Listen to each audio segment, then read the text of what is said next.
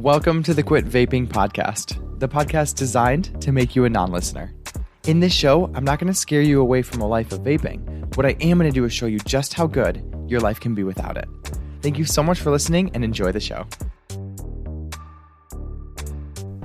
Hello and welcome to episode 62 of the Quit Vaping Podcast. Today we have an extremely special episode with a guest and friend. Her name is Hannah Watkins, and she is a weight loss coach. And just as a quick introduction, me and Hannah have known each other almost 3 years now. We actually certified together through the life coach school where we got certified, but Hannah was a weight loss coach before the life coach school, and she is just amazing. We're going to have a really amazing conversation today about vaping and weight loss, how those two worlds and those two themes connect. And Hannah's also going to share her expertise in weight loss, and it's just going to be so good. We're friends, we're goofy, we say whatever comes out of our mouths, and that's why this will be such a fun episode, and you will just get so much from it. There's so much value to be had during this hour-long conversation. So you guys enjoy, get a snack, and enjoy this podcast on vaping and weight loss. I'm so happy. This is so fun. All right. So welcome to the podcast. This is Hannah Watkins. She is my friend and an amazing coach, and she is awesome. And she does weight loss coaching. And I've known her for what, 3 years now? Oh my goodness. Is it that long? It must be. I think so. Something like that. Yeah. We were on training together, weren't we? Yeah. So me and Hannah got certified we started in like early 2022, right? In April? Mm-hmm. Yes, April. Yeah. And you were like blatantly the top of the class all the time. That's what she always said, and I was very flattered by that, but I don't think that's true. I was always enamored by the other coaches there, especially Mark, even though he disappeared. So welcome. So tell my listeners, first of all, in case they want to look into you, I'm going to put your stuff, but tell me who you are, what you do, who you help first. Let's just plug that so people know. Yeah, sure. So my name's Hannah. And I suppose on the surface of it, I'm a weight loss coach, but actually really and truly, I'm a stop overeating coach. Could you talk us about the difference? Yeah, sure. So generally speaking, people who want to lose weight fit into more than just one category. And one of the reasons that I think people don't find lasting success is they don't realize which category they sit in. They often don't even realize there's more than one. So in each category, there is a different problem and there is a different solution in each category. And a lot of the times people are sat in the wrong category looking at the incorrect solution for the problem that they have because they don't know the problem that they have. So it's one of those things. It's kind of, everyone seems to think that fat gain is the problem they have. And for some people, fat gain is the problem that they have. And for other people, fat gain is the symptom of the problem they have. So if they're busy counting calories and using diets and all of those things, if they sit inside, so category 1 is a fat gain problem. Category 2 is an emotional overeating problem of which fat gain is the symptom. Interesting. Make sense? Yes. Yeah. So if you are constantly solving for fat loss, if you're in category 2, then your actual problem, which is what's driving you to overeat, is still being there and it's not being touched, which is why we lose weight and we always put it back on again because we're effectively treating a symptom. Is it the emotional stuff then?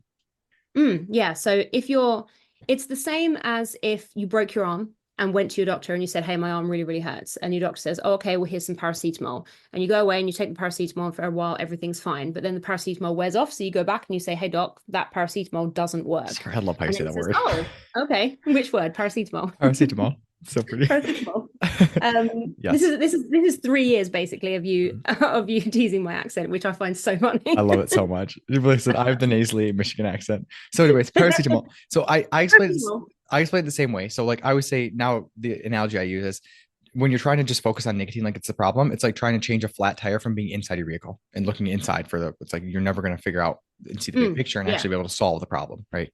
Yeah, it's like if you've got a puncture and you've got a hole in your tire, it's constantly putting air into it without ever fixing the hole. Like exactly. if you're that's a better analogy than I have.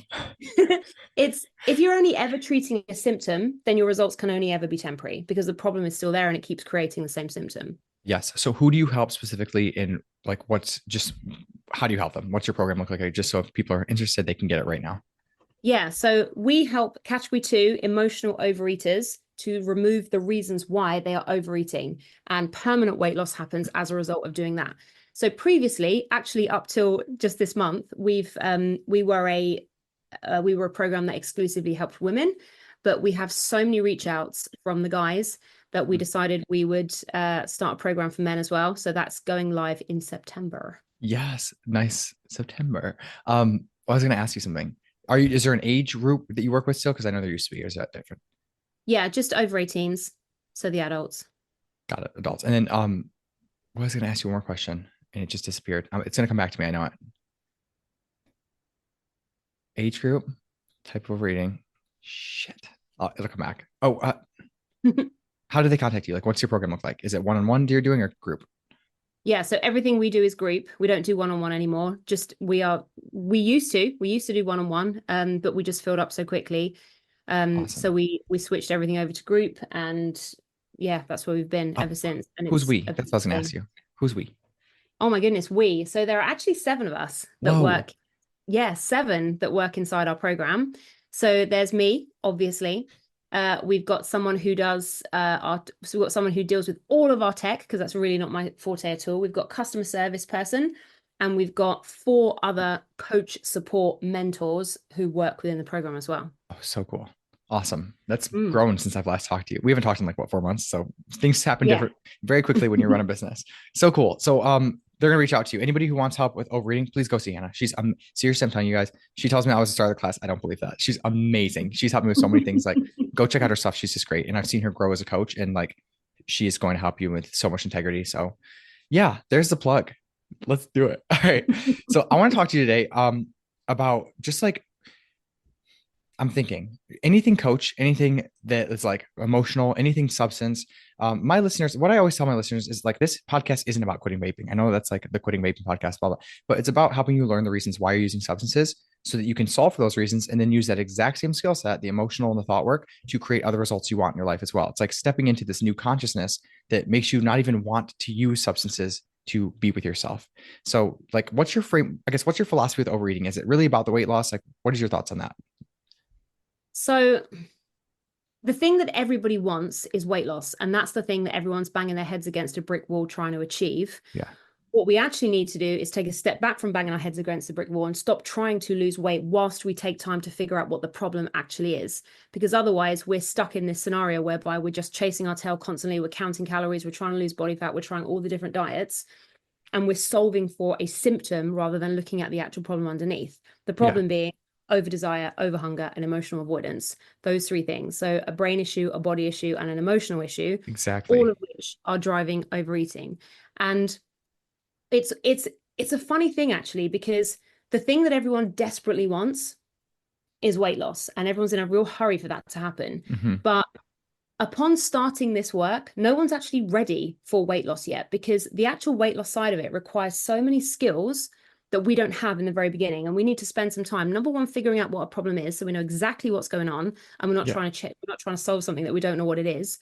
And number two, then building the skill sets required to then be able to put the actual weight loss into practice. So if you think about weight loss in terms of building a house, the weight loss part is putting the roof on. And we're busy trying to put a roof on a house that we haven't even decided where we're going to build it. We don't know what it's going to look like. And it's crumbling all around us because we haven't taken time to look for where it's going to go, look what it's going to look like, design it, lay it out, build foundations, build floor number one, build floor number two, then put the roof on. And we're kind of wondering why That's all good. our houses are crumbling around our ears, because we haven't actually taken the time to do the foundational things that need to happen first.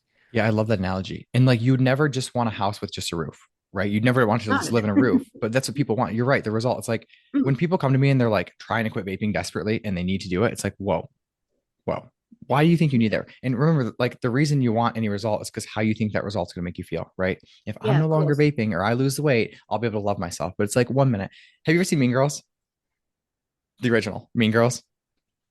Sorry, say that again. There was an internet blip. Have you ever seen Mean Girls? Oh, no, I haven't. And everyone keeps telling me I need to watch Well, it, and I haven't okay. got around to it yet, but I'm going to. The only reason is because there's a scene in this movie where like all the girls are catty and they're apologizing to each other. And like there's a girl that's in a wheelchair and she's apologizing to the overweight girl. And she's like, I don't hate you because you're fat. You're fat because I hate you. And I'm like, exactly, right? Like the reason why you're overeating is because you don't have a very good relationship with yourself and you're using food to avoid yourself. It's the same thing with vaping. And people don't like Yeah. people, I think a lot of people think that that's like such a deep thing, but it's like, it's really not. You are with yourself alone in a room, you have a thought that's not so nice and loving about yourself, it creates a negative emotion, and then you want to escape yourself. And so many of us, like I was telling you just today, I've been doing this work with my mom for about 3 years. Because I was certified in weight loss tools too. I love doing weight loss. It's just where I started. Like I used to have overeating problems. I still do occasionally, like all good. But I've been trying to get her aware of her body and her emotions. And I've been doing this with a lot of my clients in my program. It's like just check in with what emotion was present in your body before you had the craving. Because I promise you, that's Mhm. going to give you all the illumination. So, like, I don't know. What do you think about that work? Like, do you have anything to add on to that? Like, my mom, for the very first time, came to me today. She's all excited. She's like, I finally understand. She was watching the news. She had the Democratic National Convention on, and she was looking at it, and she had a thought that they're lying and they shouldn't be lying, and that they're going to lose the election, whatever her side is. And she got anxiety. And she said, for the very first time in my entire life, I felt anxiety. And then I noticed that I wanted to go eat something. And she said she did a body scan. She checked in. She's like, I wasn't even hungry. I was just trying to get out of that Yeah. emotion I never even knew. So, what are your thoughts on that? Can you elaborate on anything there? Yeah. And if you think about it, genuine physical hunger is the least used reason for eating in so many people, That's but good. especially in category 2 emotional overeaters. We are eating habitually, we're eating in response to emotions, we're eating in response to false hunger, we're eating in response to urges and cravings. We eat for all those reasons so often that actual genuine physical hunger never actually gets a chance to surface. And Yeah. for a lot of us, we don't actually even know what it feels like anymore. So the whole reason, it's like it kind of comes back to, if you think about a quit, not obviously your program's amazing, but if you think about like a quit smoking program or a quit vaping program or a weight loss program that puts you on a diet, they're all telling you what to do differently. They're all telling you what behaviors you should stop and what behaviors you should start. And that makes all the sense in the world. But if we're really honest, it's stuff we already know. Like a smoker or a vapor knows that they want to stop smoking or vaping. Someone who is overeating knows that they want to change what they're eating, get more exercise, or whatever it is, right?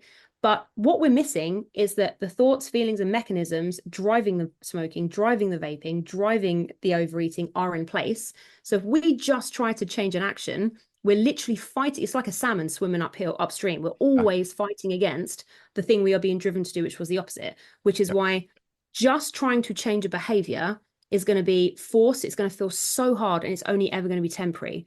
Whereas if you change the reason, if you change the drivers, then the change to action happens organically, gently, permanently. Exactly. And if you want to, because so many people will say to me, as I'm sure they say to you, right, Andrew, how do I stop smoking? How do I stop vaping? Yeah. Stop vaping.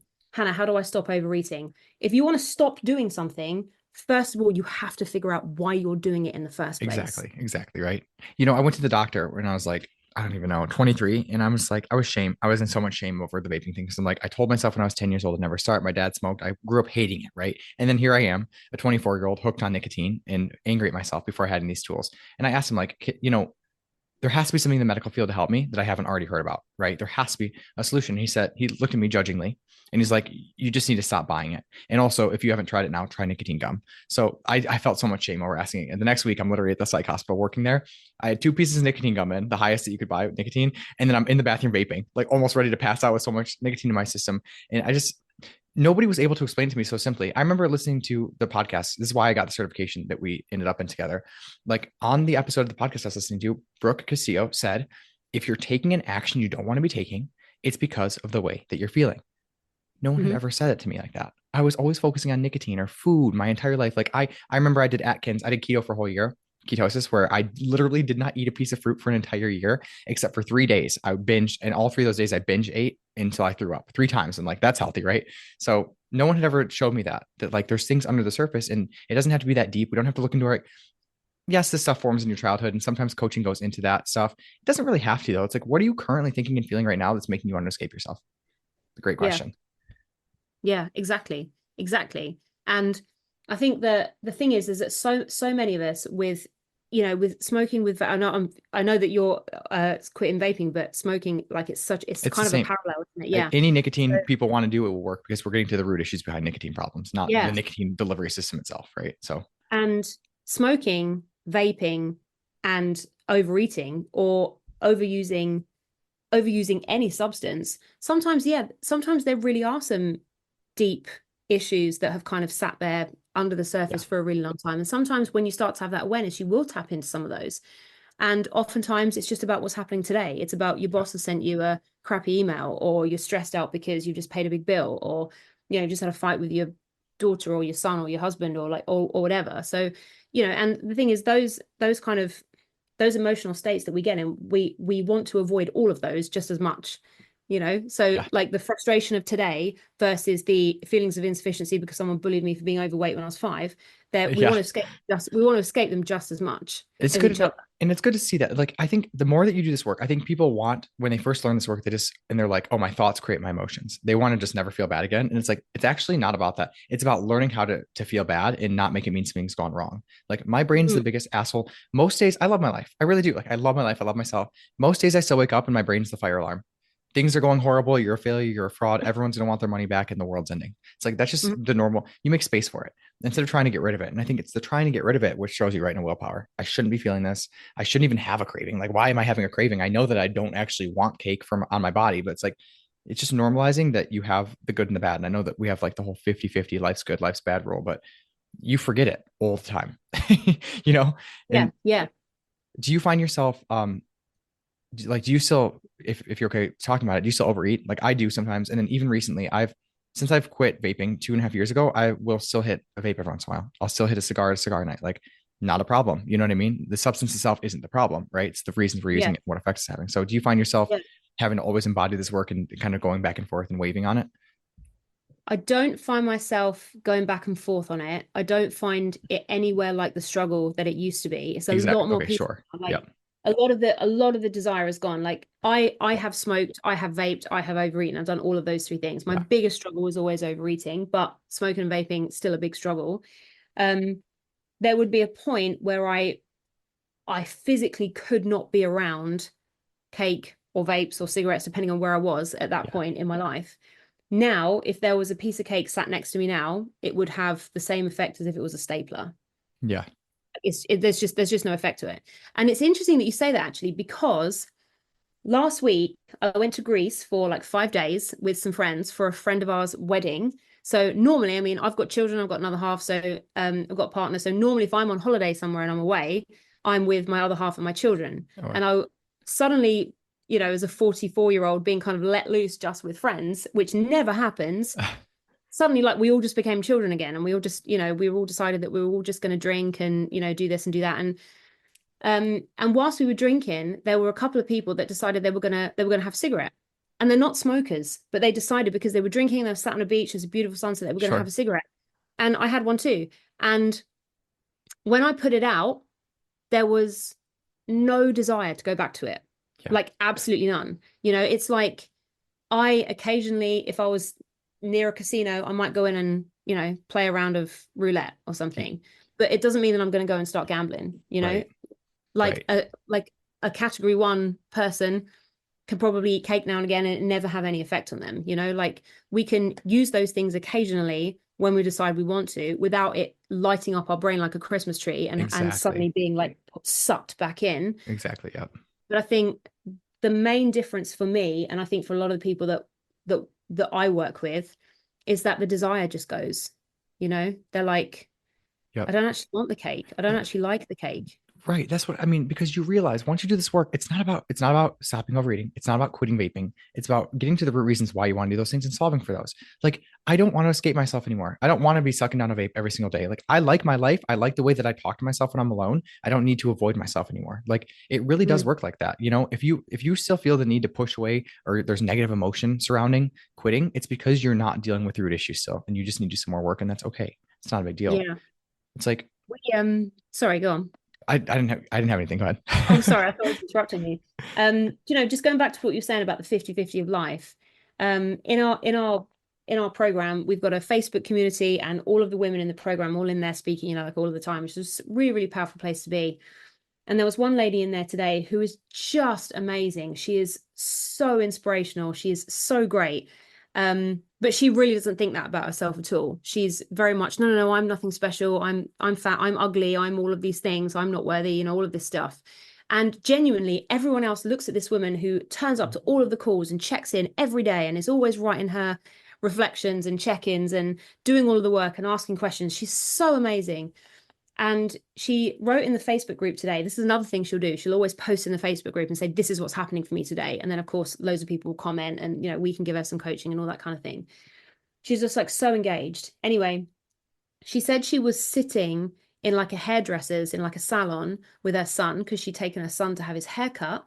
And she kind of had to sit in an empty chair right in front of the mirror. Mm. And she was hating like she was just having a really bad day with her own appearance. She was like, I'm overweight, I'm fat, I don't like, these are her words, not mine.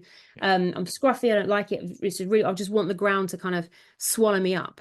And straight away, like the temptation is to fix her, like everyone's temptation is to fix her and tell her, no, you're beautiful, no, you're this, no, you're that, maybe get up, maybe move around, maybe try a different top on. All of those things, they're just all circumstantial. They're not actually the problem. No, the truth of it is, hey, this is what's true for you today. You're sitting in a salon with your son, looking at yourself in the mirror and feeling utterly crap.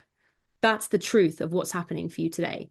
And the really powerful thing is that you're staying present with yourself and you're letting that feeling be there and you're exploring it in your mind. You're not running away from it. You're not reacting to it. You're not going and finding food. You're not going and doing any of those things. You're just sitting in the truth of what is happening for you today without responding to it. Today was never meant to be a happy day. Today was always going to be a crappy day, right? But you're present with yourself. You're showing up. You're talking about it. And tomorrow will be different. But you can't change that about today. This is just today. It was always going to be crappy, And it doesn't matter how many other tops you go and put on. It doesn't matter how many times you get up and walk around or brush your hair or whatever. Today, you're going to feel crap because you're having crappy thoughts. Yeah. And just I think really the solution to all addiction, food included, is just to let it be kind of crappy sometimes and not make it mean anything bad, not make it mean anything has gone wrong. Again, I have thoughts I do this work every day and I still have thoughts that are nasty and I still invest in coaching and time to talk about those thoughts and make space for them. And it's like, and then they just go away. And it's like, oh, okay, that wasn't a big deal. I didn't need to respond to it. I didn't need to go and literally have 12 beers with my friends to avoid my own existential dread for my own, how I talk to myself. It's just, it really isn't about the substance. And I love doing stuff like this with other coaches and talking because it's like, it doesn't matter what we're coaching on. It could be weight loss. It could be relationships. It could be vaping, alcohol, the heroin, right? It's the exact same. It's all the exact same. Work is the same. Yeah. So I do want to ask you, so over desire, let's talk about that because I have I do the same thing with the vaping stuff, right? So you tell me what that is, explain it, and then I'll go with the vaping, but do it with food first. So what is over desire? Okay. So over desire is that it's that thing in our brain that feels like addiction, right? Which some people might even say is addiction. Whether it is or whether it isn't, I think is a nuance that I don't know. I've never really drawn an accurate line under. I think obviously nicotine is an addictive substance. Absolutely sure. We all know that's true. The data is there to prove that.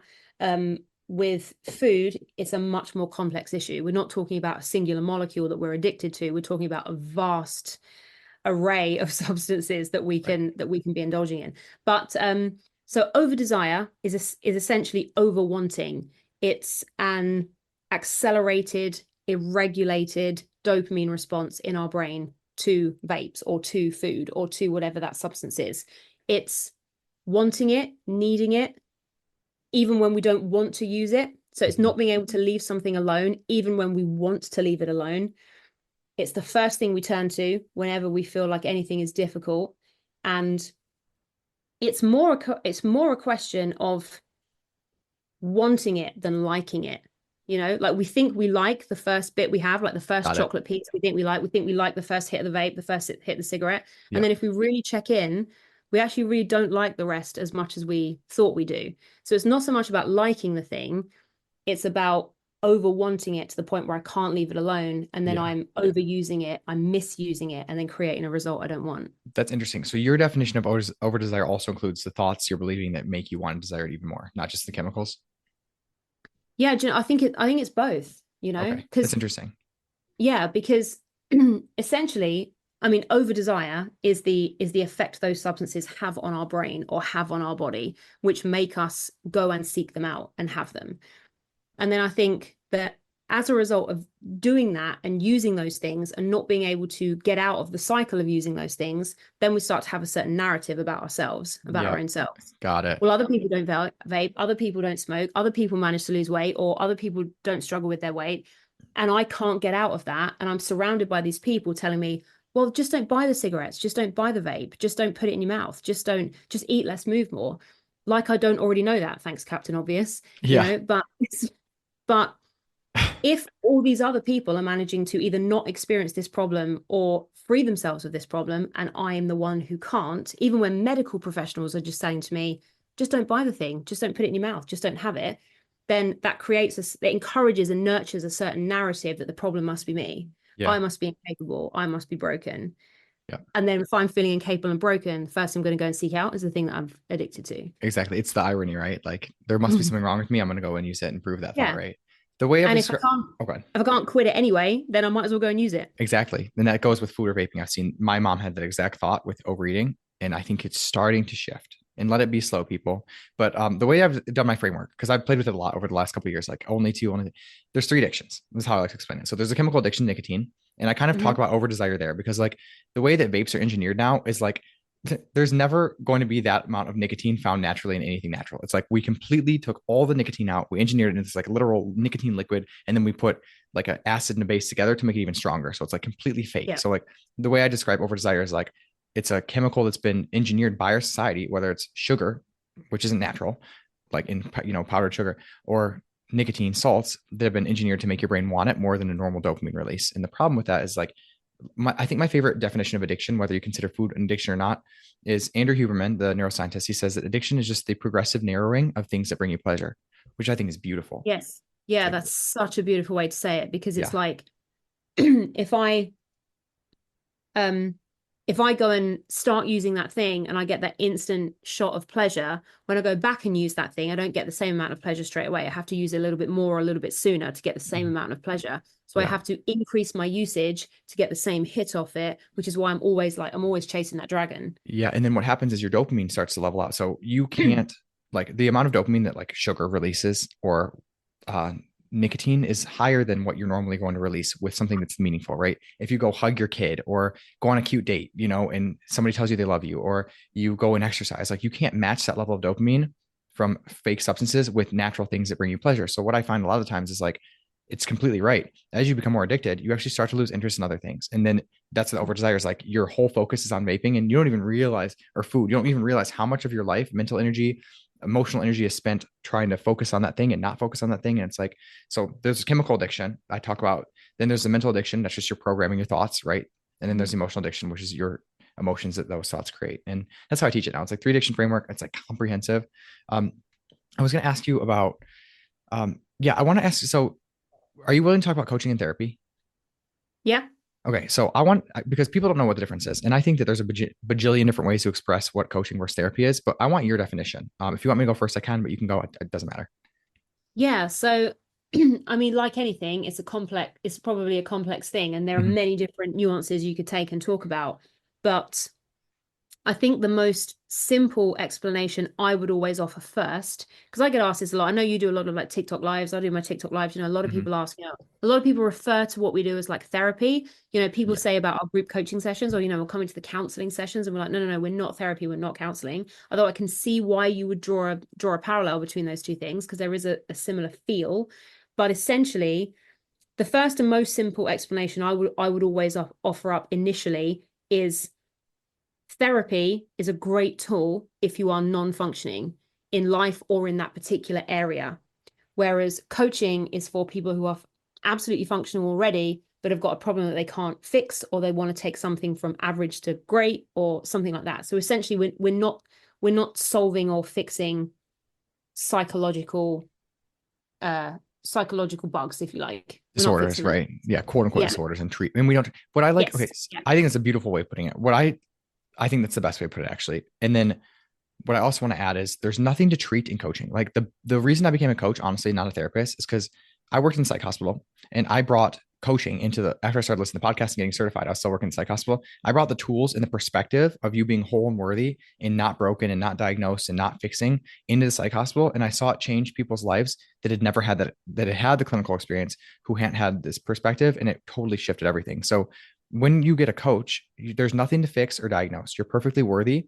You're just either creating results you want or don't want. And we just look at how to solve for those results. Even if you're still overweight or vaping, doesn't mean you're less worthy or you are more worthy when you get the result. You're the exactly same worthy, beautiful, whole human being. We're just learning how to manage our thoughts and our emotions around results. Whereas in therapy, it's like the one thing I don't like about therapy, I'm going to say this a lot and put this all over because I think it's bullshit, is in the United States, you have to get diagnosed to get legitimate, like to get insured for therapy. So they have to give you a diagnosis. And that is completely ridiculous. I think that's a fundamental error in the system. And I remember that being one of the main issues. I didn't want to become a therapist. And then also coaching just resonated more, but therapy is great for non-functioning. I think you're right.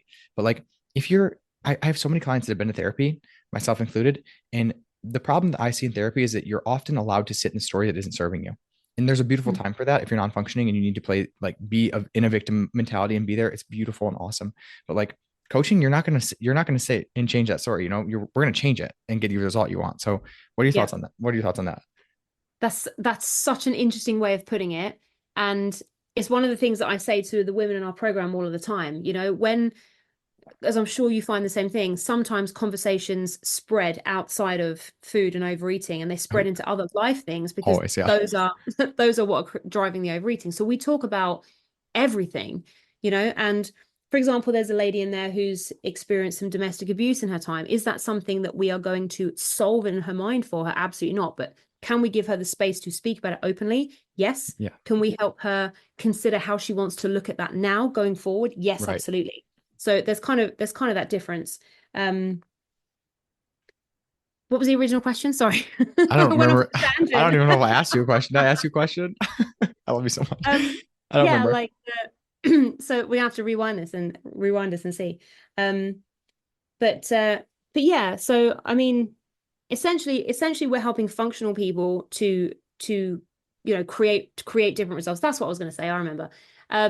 You were saying about there's a beautiful space for someone to stay in a victim mentality in therapy when it's appropriate. Yeah. And yes, of course, that is absolutely a thing.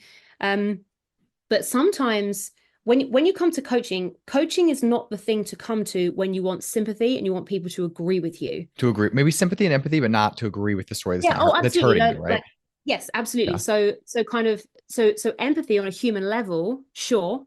But when someone comes to me or comes to you and says, "Oh, there's this horrendous circumstance in my life, insert whatever it is, that is causing all of this upset in my mind," that is something we are going to, in a really loving way, in a really appropriate way, challenge.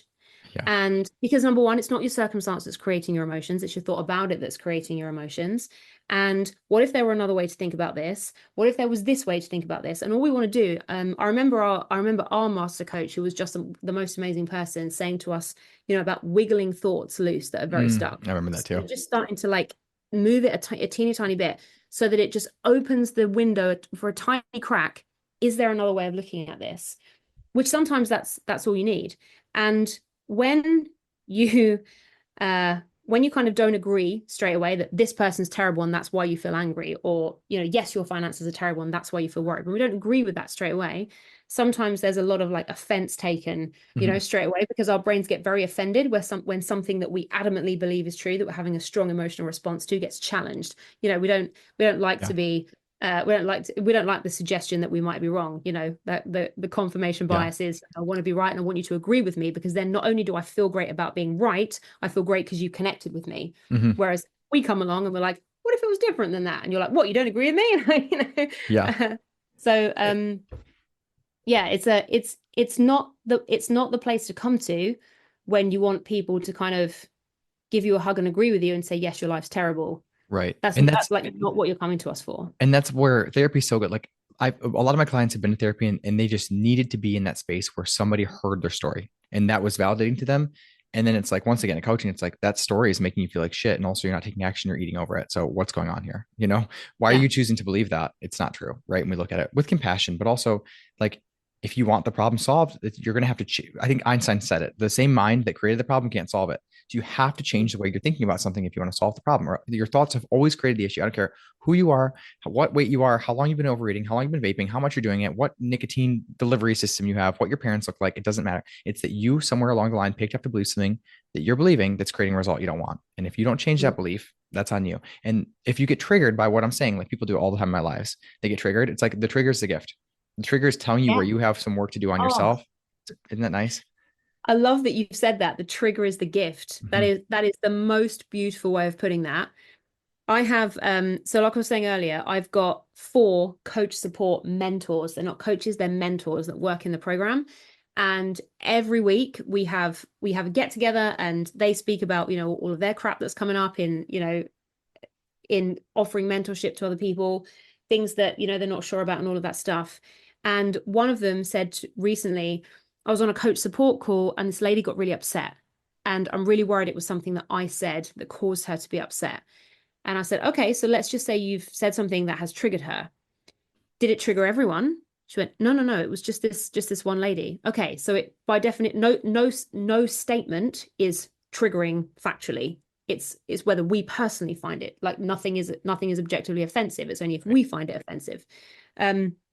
So she was very upset that she had caused this hurt in this person. And that person later decided, like the following day, came to coaching, and they said, they weren't angry at all. And she said, we were having this conversation and I was having it with the on coach support, and it really upset me and it brought something out. And I thought, why am I having such a strong emotional reaction to this? I thought I need to bring this to coaching, took it to coaching and got a huge light bulb moment, like a huge revelation moment where all of this clarity kind of landed. If you hadn't said that thing and triggered her, she would never have had that awareness and never known to take that forward into a coaching scenario whereby she could get some resolution with it. So, I mean, I have a business coach at the moment. I'm sure you've heard of her, Catherine Morrison. Like, absolutely, have you heard of Catherine Morrison? No, I'll have to look up, but I have a business coach. Okay. You know Roberto. Yes. Oh my goodness. Roberto's amazing. He's great. Yeah. But go on. And she would always say like it is not like you can't be avoiding your triggers. You got to find them like really compassionately and really lovingly and expose yourself to those triggers in a really, really sensible way that means all your crap can come up, and then you can deal with it. Otherwise you'll be avoiding triggers forever. That's exactly right. And that's so funny because so many people don't want to. I mean, that's the whole irony of a trigger, right? Is that you don't want to face it, but that's where your hiccup is. I was looking up Catherine. Is it Morrison or Orison? Morrison with an M. I'll have to look her up. But it's exactly right. And I mean, like, we're always doing this as coaches, right? Like I eat, breathe, and shit this work. That's what makes me a good coach. Like I have coaching right now. And I was just, my coach the other day made me cry. I busted out into tears. Because like we can find stuff for you guys that you're never going to find for yourself. I'm sorry. Like I used to think like, oh, no one really needs a coach. Like no one quote unquote needs it. It's like, yeah, you fucking need it. If you want to create the life Everyone you want, I would have never gotten to the place I am without having, I don't even know, 150 different coaching sessions with different coaches and different, I'm always investing in it. But he asked me a question because I've been really struggling at the same income level for a while. And it's absolutely my responsibility. I know it is, right? I can blame everything external if I want, but that's not the work we do. So I'm like, what am I doing and thinking? And he asked me a question like, if you actually make, let's say, for example, $25,000 in a month, what's that going to mean for you and the relationship you have with your family? And I started crying. I'm like, oh my God, I have a belief system that I can't outshine my parents. And I've been trying every single thing I can do to sabotage myself. And just weird stuff like that you'd never know was in there. And now I've been able to do some work on that belief system and kind of shift. Like you said, it's not gone. I'm an Italian son, right? It's still there, but I've wiggled it. And when I wiggled it for the 1 week, I made $5,000, right? In a week, just from wiggling a thought. Like it's crazy that it happens, right? So that's what I was telling my mom this morning. It's like, you don't have to completely change your beliefs, but out of nowhere, if you stop focusing on food as the problem, you're going to lose weight and you're going to have no idea. Like if you're not paying attention, you'll have no idea why, but it's like, it's exactly because you're doing the work behind the scenes that has been stopping you from getting the result. It has nothing to do with food. It has nothing to do with vaping. I don't care if you quit vaping. It's not even about that. It's cool. This work is so cool. And every single day I take it a little bit deeper and it's so fun. It's the most worthy thing to do with my time. Coaching is like, cause sometimes we can self-coach, we can do some reflective thinking, and sometimes we can find a certain amount of clarity and resolution ourselves. Sure. And the way I think of it, it's like, okay, so imagine that the problem is physical and it's on me somewhere, right? If the problem's on my hand, I can see that myself. Yep. If my problem's on the back of my arm, I can see that myself. If the problems are between my shoulder blades, I need a mirror to be able to see that. Mm-hmm. That's what a coach is. It's the mirror to the things that you cannot find yourself. Yeah, exactly. I love that. I am always going to get coaching. I don't think that I absolutely need it to be successful, but I totally believe in this work. I want to ask you a question. What are the 3 big limiting belief systems that you have over and over again that you see in weight loss that keeps people from really getting the result that they want? Mine or theirs? Theirs. Yeah, theirs. Okay. Well, I'm curious though now because I kind of want to hear yours. So probably the most common ones in the women that do the work with us are, I shouldn't have to give up those foods. Like I shouldn't have to do that. Can you go into that further, that thought?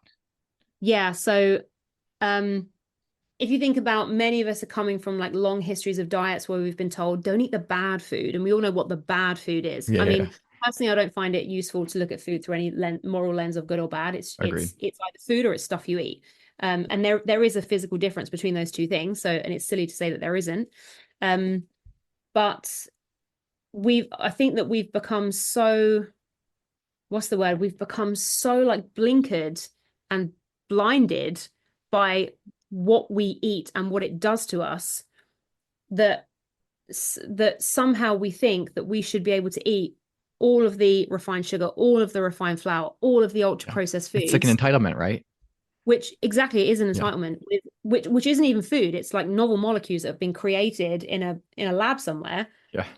It's a synthetically created substance which is meant to mirror the best of the best of the best of the best of food all put together in this like absolute mouthgasm.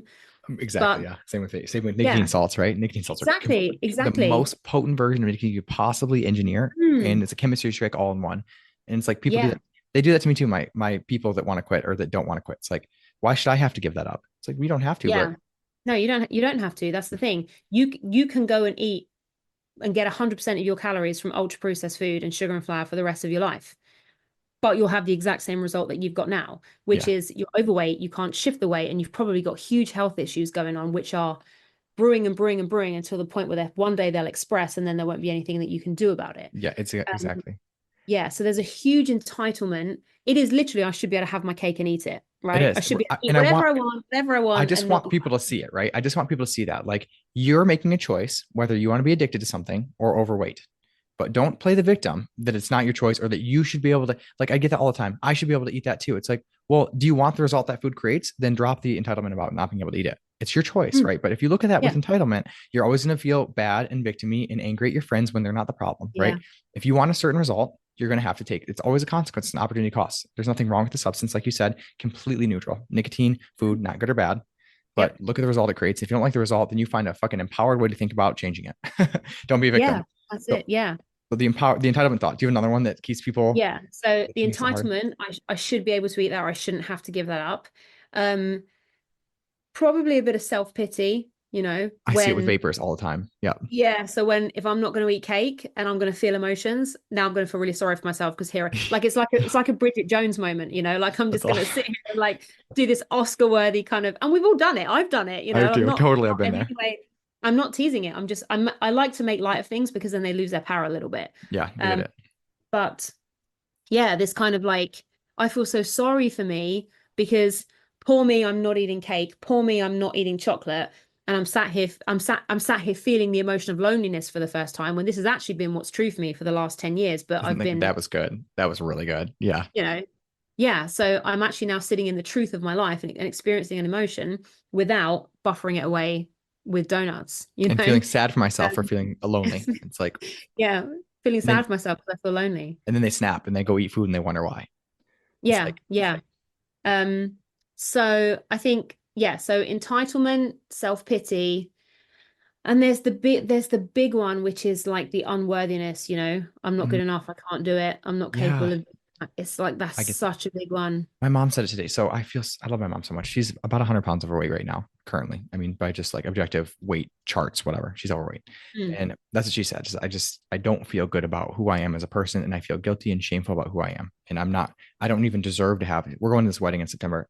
If my neighbors, we're all friends and everything, but their mom has always been very thin as a rail. And my mom has always compared herself to her and she feels very unworthy just in the presence. And it's like, what I tell my vapors and my mom while she's losing weight is you have to learn to feel okay about who you are with the result you have right now. In that, yeah, being okay with yourself, seeing that it's not the weight loss that makes you happy is what allows you to stop eating so that you get to that result with you want to feel good the whole way through. You want to feel good about yourself the whole way through. If you're trying to lose weight or quit vaping so you can love yourself, it's going to backfire so bad because you're going to lose the weight or you'll quit vaping, find out how much you still don't love yourself because you haven't done the work, and then you're going to gain it all back and then be scared to ever even try again because you're like, well, that didn't work well. yeah, exactly. And then I'm going to blame the process because it didn't make me feel the way it was supposed to feel on the other end of it. Yeah. I think it's self-love was either in your head all a lot, or not all along. It was never Yeah. magically waiting for you on the other end of weight That's loss the or important. quitting vaping. I think that's the vital piece that people need to shift. It's not quitting vaping or the losing weight. It's job to make you feel good. It's your job to make you feel good right now. Stop believing thoughts that make you feel like shit right now at the weight you're at, and then use that newfound energy and love for yourself to not even want to escape yourself. You don't want when you Yeah, don't have negative emotions you're creating that are creating suffering for yourself all the time. You just don't want to escape yourself that much. It's that fucking yeah. simple. You know, it's And like it's like it's not only the losing weight or the quitting vaping is not only those things' job to not be responsible for you emotionally, it's also not food's job to be responsible for you emotionally. It's not a Yes. vape's job, With the substance or without it cigarette's too. job. Yes. That's good. Yeah, it's not food or vape or a cigarette's job to entertain you Mm. or to lift you out of whatever emotional crap that you're currently in, you know. And going back to something that you said in the beginning, which is so true, if I want to quit vaping or quit smoking, or if I want to lose weight and stop overeating, I want to do that because I don't feel good right now. I feel insert whatever emotion. And when I've done it, I'm going to feel insert whatever much better emotion. So now I'm changing it because I don't like myself and I think I'm feeling really motivated. That's not motivation, that's pressure. That's pressure to change, right? And if I'm putting all of that pressure on myself, I'm going to be fighting with my urges. I'm going to be fighting with myself all the time. My brain, my body, and my emotions are screaming for nicotine or food or whatever it is. It's so easy to hit the fuck it button, isn't it? It's so easy to go and buy vape or go and buy cigarettes or hit up Uber Eats and they bring you all the food. And the thing is, the journey feels so agonizingly slow because I've now placed my entire emotional well-being on crossing the finish line. Exactly. Right. And then you never cross it. And even if you do, which is some kind of ridiculous self restriction and willpower method to get there, you hate yourself even more on the other side. And then you have to eat just to escape that whole feeling of understanding that the result can't make you happy and then feeling lost. Exactly. And if you've dug your heels in strong enough to get there via willpower, it's not going to take much for that to snap because the over desire is still there. And then you're going to light that vape, going to buy that packet of cigarettes, you're going to go and eat that donut, and you haven't done the work on it, which means that your brain's going to light up like a Christmas tree and you're going to be straight back into that. Exactly. Yeah. I always tell my vapors, right before you quit vaping, I want my vapors to grab a vape, stand in front of a mirror, hit the vape, let it out, have that whole experience with them looking themselves in the eyes and not allow themselves to have negative thoughts about that experience. It's just neutral. And if you can get to the place where you see it as neutral, then you're going to be it won't feel like a mountain you have to climb. It's not going to feel like I have to get there to love myself. I hate myself so much. And once I can quit vaping, I'll love myself again. It's like, nope, you're going to see that self-love has nothing to do with quitting vaping and you can choose it right the fuck now. If you choose it right the fuck now, you're going to be able to quit vaping and it won't mean anything that it doesn't mean, it's going to stop you from going back or anything. So yeah, it's the exact same thing. We've had women in the program who will stand in the mirror and the mirror is something that we avoid. Like, we don't like the mirror at all, but you're going to stand in the mirror and you're going to look at, be really curious. Like it's the first time you're ever seeing yourself, and be really curious as you look over absolutely every piece of you whilst you're eating your trigger food, right? And love yourself that you're looking at your own body and all of the bits that you like and all the bits that you don't, not searching out the bits you like so that you can kind of use those to ignore the bits you don't like. We're not going, oh, I do like my fingers or I do like my knees. No, we want to look at everything and eat that piece of ultra processed food or whatever it is that you're eating. What's your main food that you would go to? Me? Yeah. Something British. I don't really know anymore. I don't know.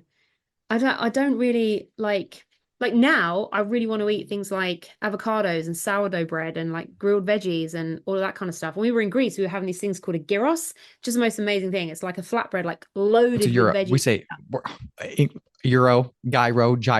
In Spain, they call them a doner kebab. And they're like a nice, really fancy. We have a doner kebab, yeah. Doners are the best, girl. What's the difference between that and a gyro? Could you explain that to me? Because I thought they were the same thing. Oh, so a kebab is like a pita bread with like kebab meat and then salad. Yeah. Okay. So that's like a doner kebab. A shish kebab is like cubes of meat, which I don't have those things because I'm a veggie, but I would have like something else in there, like all of the veggies and stuff. Falafel. And in Greece, they called falafel. In Greece, they had something called a gyros, which is not a pita bread, it's a flat bread. Yeah, and it's like a cone rather than like in a pouch. Just amazing. We have gyros here. Stuff like that. So in Michigan, we have Coney Islands. There's a restaurant chain, and my cousins own 3 of them, but they're Greek restaurants. They have gyros, and it's like the big. But if you guys haven't tried a doner kebab, though, that was my favorite food in all of Europe. Yeah, so good. We have those. They're so popular over here. Yeah, like so popular. They shave it off like the spool. Yeah. I love those. They're so fun. It's like this big like thing, and they just kind of shave it off. But yeah, You want to stand and like really look at yourself eating this food and really love yourself in that moment. And a lot of people respond with, yeah, but if I learn to love myself exactly as I am eating that food, I'm never going to be motivated I to won't change ever it. do it. I won't change. Right. That's the You're fear. not, you're Yep. not motivated to change it right now. You're pressured to Exactly. change it, right? Exactly. That's the thing. So once you release that pressure and, actually right now I could keep doing this for as long as I want, and I'm Hmm. totally loving it. And this piece of ultra processed food is totally fine for me to eat if I decide it is. Will there be consequences? Yes, but I'm good with those. Yeah. And if you find absolute like love and peace and resolution in that moment, that is one of the biggest things that I found unhooks people from the want to eat that stuff in an Yeah. out of control way. I have goosebumps because that is so true. If you can Mm, sincerely look yourself in the mirror exactly how you are and show yourself that it's not the end result that makes you feel good and love for yourself, then you get to the end result. And it's so yeah, like you're not going to get stuck in the food or the vaping. You're already stuck there because you're trying not to be. So let yourself have yeah, it, be in it, give yeah, yourself the compassion. Think of yourself as like your kid or your baby, and you're going to be there, and there's nothing wrong. And the baby likes milk, and that's okay. The baby likes milk, you know, yeah, whatever. yeah, Like it's just yeah. that is it. It's so I've actually seen people like for a whole 30 days or for a whole month. Okay, I'm going to eat ultra processed food and pretty much nothing but that for like a whole month, which I was probably doing anyway in an out of control, resentful way. But now yeah, I'm going to do it exactly. in an intentional way. I'm gonna pick up the packaging and I'm gonna read everything that's in it. And I'm gonna be like, oh, and I'm gonna read this, I'm gonna read that. And I'm making the choice to do that. And everything's absolutely, and that is all good and that is all peaceful. And feel good eating all of that stuff. And generally, on the other side of that, I've not, I mean, touch wood, but I've not come across someone who genuinely, once that pressure is gone and that the pressure is gone and the pressure's moved out and the love has moved in, that wants to keep doing that at that point. Yeah. Yep. It's such backwards. Your mind is so funny how it works. It's everything's so backwards. It's like the same thing I hear with people. It's like the biggest thing with negative emotions. Like sit down, grab the feeling worksheet, write down what the fuck you're feeling, and just let yourself be in that emotion without trying to get out of it or distract yourself for 5 minutes or 10 minutes. And they're like, well, I'm gonna get stuck in it. So you're already stuck in it. That's why you're vaping all the time. You don't know how you're stuck in Yeah. anxiety for the last 30 years. At least sit down and try to face it for 5 minutes, see what happens. Like it'll go Yeah. away. So it's so Yeah. That's the backwards. thing. Yeah. And usually when you quit trying to fight that thing, it comes in and it evaporates so much quicker.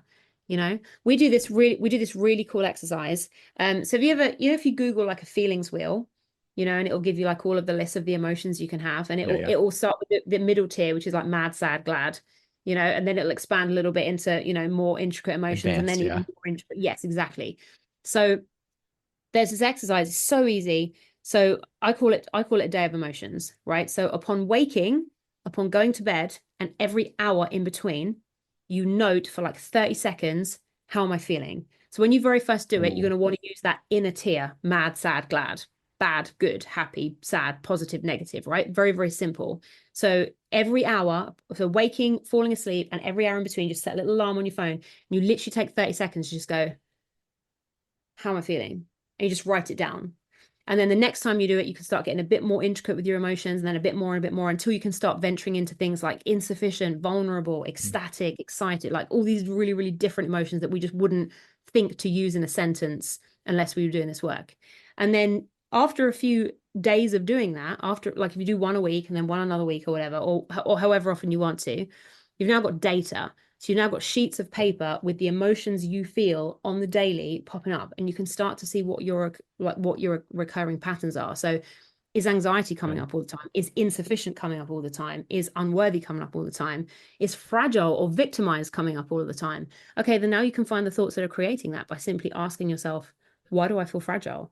There you Right. go. That's your thought. There is your exact problem. That's so good. And most people are never gonna do it. I always tell people like, I mean, the podcast has enough information to quit. I think I want people to join my program, obviously, which is like ridiculously good price. But like most people, they're just not going to apply it. You know what I mean? Most people buy coaching with me because they're just not going to apply the stuff they've already heard me teach them. So like, if you guys actually do that exercise, she just told you that is your solution for weight loss for the rest of your life. But Yeah. most people aren't going to do it. But I also have coaching too because I don't want to do the shit. So your brain's just always going Yeah. to fight that. It's very uncomfortable to do that work. That's why your brain's always going to fight it. Nothing's gone wrong. Your brain's working how it should and trying to protect you. But all right, so that was great. We went an hour. Do you all have any closing statements you want to make? Anything at all that comes to mind? Firstly, how was that? How Oh was my, that an hour? I felt like about 5 minutes. I know. We always do this. Me and Hannah are amazing together. We literally are so great. We need to just like do this all the time and you know, just speak about life and everything. Yeah. I love my coach friends. They're the best conversations. They really are. Closing thoughts. I mean, I think that, you know, like you put your podcast out for free. I put all of my TikToks and my TikTok lives. You do your TikTok lives. We put out so much stuff like for free to kind of generally out there to the masses. Yeah. You know, I've listened to people's podcasts, you know, and had like free help from people and gained so much from it. But there are certain things that I know I need that person's help to fix. Exactly. And stopping overeating, stopping vaping, stopping smoking. There's a reason why those things have such low success rates, you know, and that is that you need to have the right knowledge, the right guidance, the right techniques. Adjustments from somebody who can see the problems, right? Exactly. And when you try and do it yourself, which is usually like to save money, it ends up taking you so much longer. If at all. You're probably just in beds more and more and more, and then it gets more difficult to solve when you do finally ask for help. But and if you want to lose weight, get in Hannah's program. How do they join? And are you doing enrollment all the time on it? So, okay, amazing. Yeah, send me the link. So I'm at hannahwatkinscoach.com, or you can find me on TikTok. I'll put your links in the description. I'm going to use the expletive. I'm weight loss unfucked. Weight loss unfucked. And if I'm an asshole. And if you are considering losing weight, are you always taking clients? Is it rolling, or is there like a enrollment period? So we are a group coaching program, and our membership is pretty much always open. There are times when we kind of close it down, where we pause if we've got some like major software updates to do, or something, you know, something needs to happen, but it's very, very rare. So pretty much our membership is open all of the time. Awesome. This was so amazing. Thank you so much for coming on. I love this. So much fun. Thank you for having me. You're welcome.